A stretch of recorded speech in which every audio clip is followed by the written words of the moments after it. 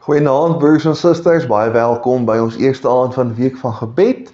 Ons gaan die nuwe kwartaal, die nuwe skooljaar, die jaar 2026 gaan ons bidend in, onder leierskap van die Here.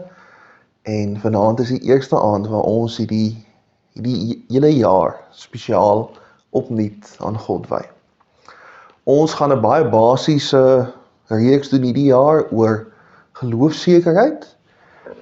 Ons gaan vanaand ook uit die Bybel uitlees, maar voordat ons dit doen, kom ons bid en dan vra ons vir die Here om ons te kom stil maak, om ons harte ontvanklik te maak vir wat die Gees vir ons wil sê,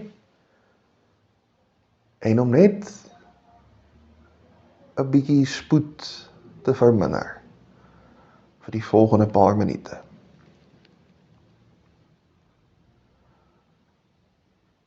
Ons Here, ons wil vir U dankie sê dat ons hierdie jaar met U teenwoordigheid en die ondersteuning binnegaan.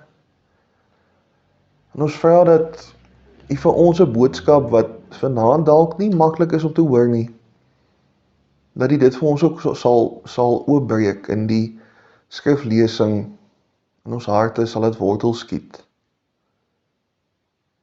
Here, ons besef dit alles is 'n geweldige genade wat U vir ons gee. En daarom sê ons vir ons is dankbaar hiervoor. Amen.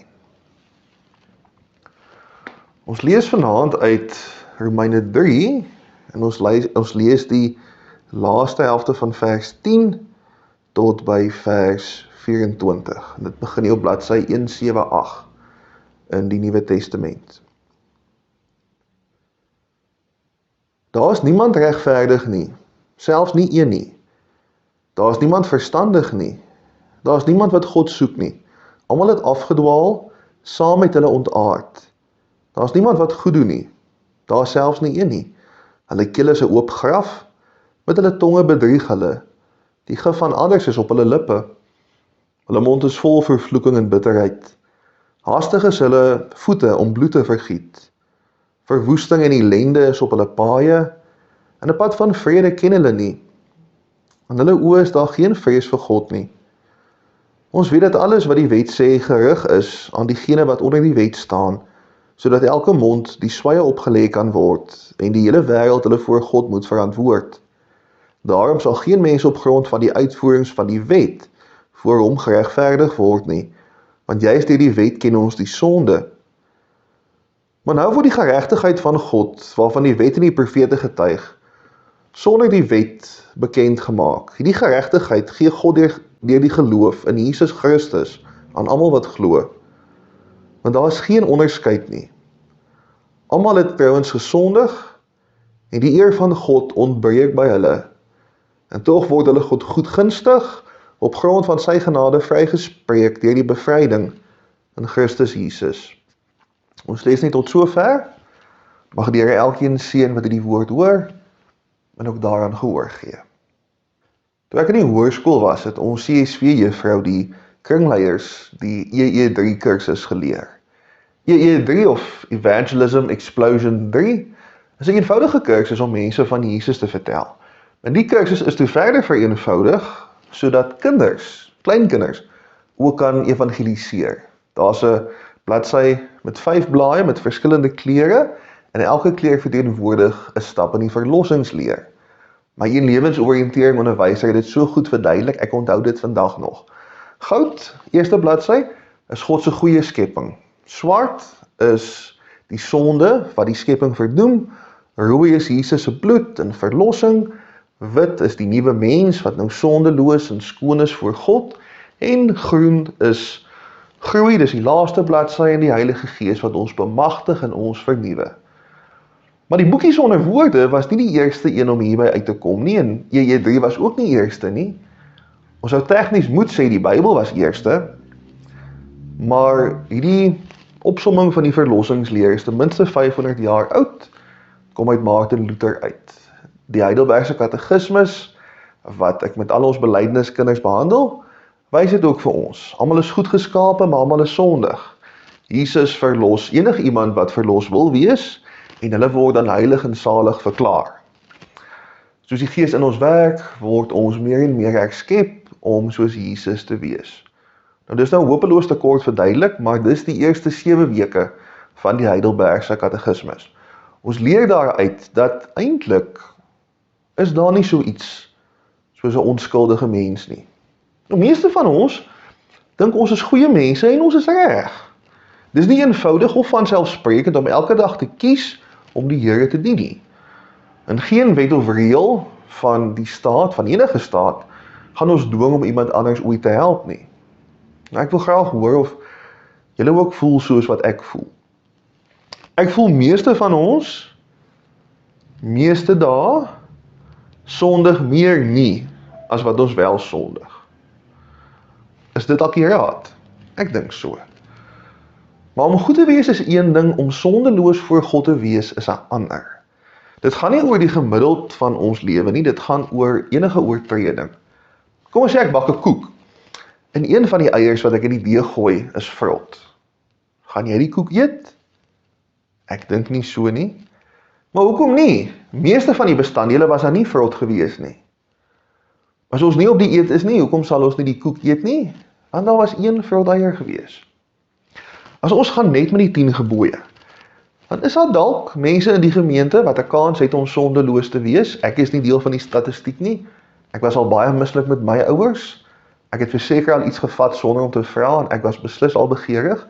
Maar goed, kom ons sê daar is sulke mense nog in die gemeente. Hulle is heeltemal onskuldig aan die 10 gebooie. Jesus neem dit dan 'n tree verder. Jesus om die wet van God op as 'n oorvloedige liefde vir God en vir ons naaste. So skielik is sonde nie net om iemand te vermoor nie, dis nou ook om te wens jy kan daarmee wegkom. Dadelik is dit nie net meer om jou lewensmaat te verneek nie, dis om dit te oorweeg. Enige grys area van iets wat moontlik beskryf kan word as haat, dis sonde. Maar as ons dink Jesus is streng, dan het ons nog nie vir Paulus gelees nie. Later in die boek Romeine, in Romeine 14, skryf hy dat alles wat ons doen sonder geloofsoortuiging is sonde. Met ander woorde, enigiets wat ek doen, wat nie in die oomblik vir God sal gelukkig maak nie, is sonde, en dis ook dit wat insluit, dit wat ek nalaat om te doen. So niemand in die hele wêreld kan sê, hulle het geen sonde in hulle nie. As ek 'n motor steel vanaand, dan gaan ek tronk toe. Ek word nie die oortreding kwytgeskel, omdat ek vir meeste dae nie 'n voertuig gesteel het nie. En nou vra ons dalk, maar hoekom is sonde daar? Hoekom kan ons nie maar net maak soos wat ons wil nie? Hoekom het die God nie maar net gesê, doen soos julle lus het nie? Wat is in elk geval dan nou so erg daaraan om nie sondeloos te wees nie? En ek dink dis 'n geldige vraag. Baie mense, as hulle gekonfronteer word met 'n moontlike groei area, dan sal hulle vir hulle self sê, maar dis hoe hulle is. En ons hoor dit gereeld, julle. Ek kan nie stil sit nie. Beteken eintlik ek is ongeduldig. Ek is direk en eerlik, beteken eintlik ek maak graag mense seer. En ek het nie tyd vir dom mense nie, beteken eintlik ek is baie hoogmoedig. So om toe te gee dat sonde boos is en onwenslik is, en dan om te wil verbeter, is nie vanselfsprekend nie. Wat is die groot probleem met sonde? In die eerste plek het ons die praktiese gevolge van 'n sondige leefwyse. Om te sondig maak nie die wêreld 'n beter plek nie. As ek iemand vermoor, dan neem ek al hulle vermoë om te kies weg. Al die goed of sleg wat hulle sou gedoen het, dis dan weg vir altyd. En ek neem iemand anders se geliefde van hulle weg en hulle sit dan met daardie pyn. In die tweede plek is sonde 'n ontkenning van die Here se wil. Ek kan nie gehoorsaam wees aan die Here terwyl ek besig is om te sondig nie. Deur te sondig draai ek weg van wat die Here dalk in daai oomblik met my wou doen. So sonde sê eintlik, ek weet beter as die Here, ek gaan maak soos wat ek wil. En dis niks minder nie as opstandigheid teen God. Die Ou Testament is baie knap daarmee om die verskil tussen gehoorsaamheid en rebellie uit te wys. Levitikus 17 tot 26 bevat instruksies vir godsdiens, etiek en vir burgerlike samelewing. Teoloë praat hiervan as die heiligheidskodex. Ons sou dit ook kon noem die gedragskode van 'n heilige lewe. En in hierdie deel van Levitikus kry ons die vreemdste verskynsel julle. Ons kry dit hier en daar op ander plekke ook in die Bybel, maar veral in Levitikus en veral hierso. Die Here sal 'n instruksie gee en dit dan opvolg met ek is die Here. Voorbeelde is, jy mag nie jou graanlande skoon afoes nie, jy moet iets los vir die armes, ek is die Here. As jy 'n dankofferslag en braai, dan moet julle alles nog daardie dag eet, ek is die Here. 'n Vreemdeling wat by jou woon, moet jy soos 'n Israeliet behandel. Ek is die Here.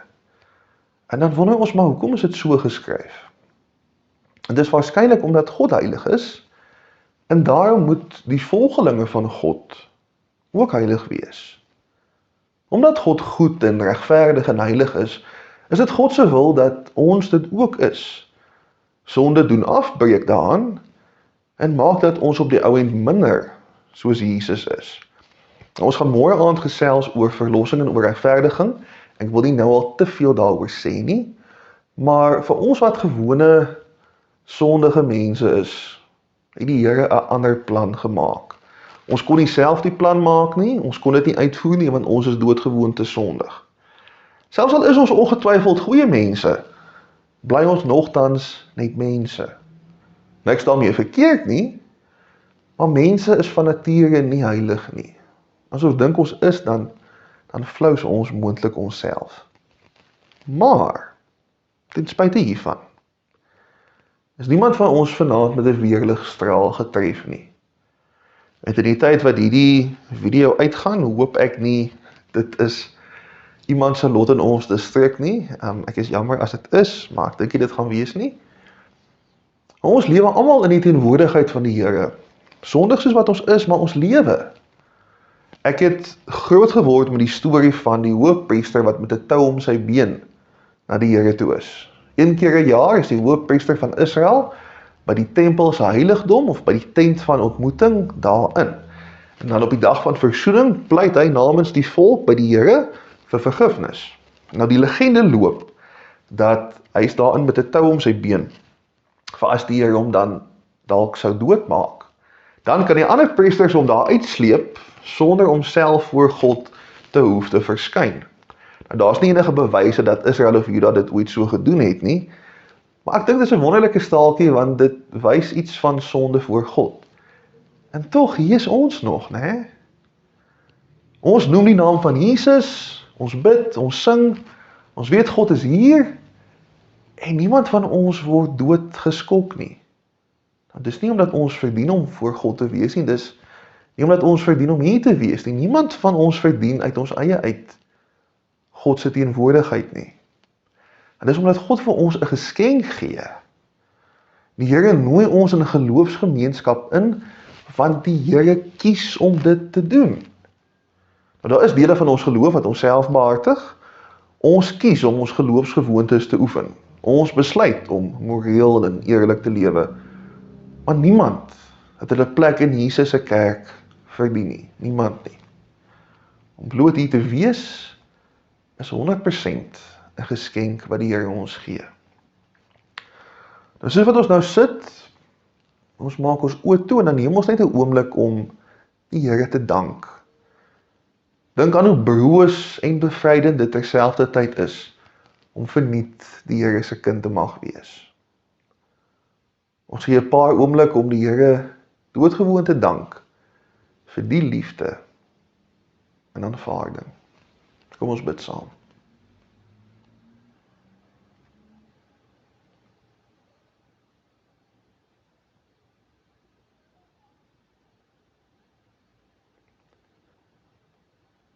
Ons groot en regverdige en almagtige Here, ons weet,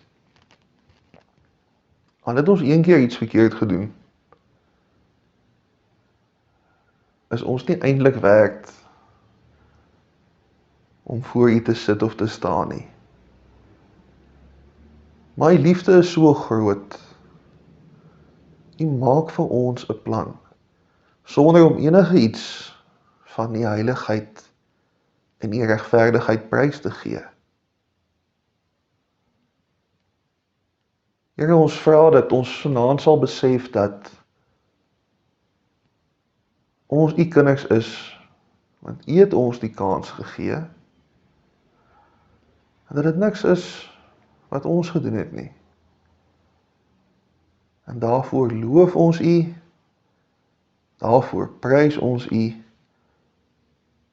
want dit is die grootste en belangrikste iets wat enige iemand vir ons kan doen. Amen.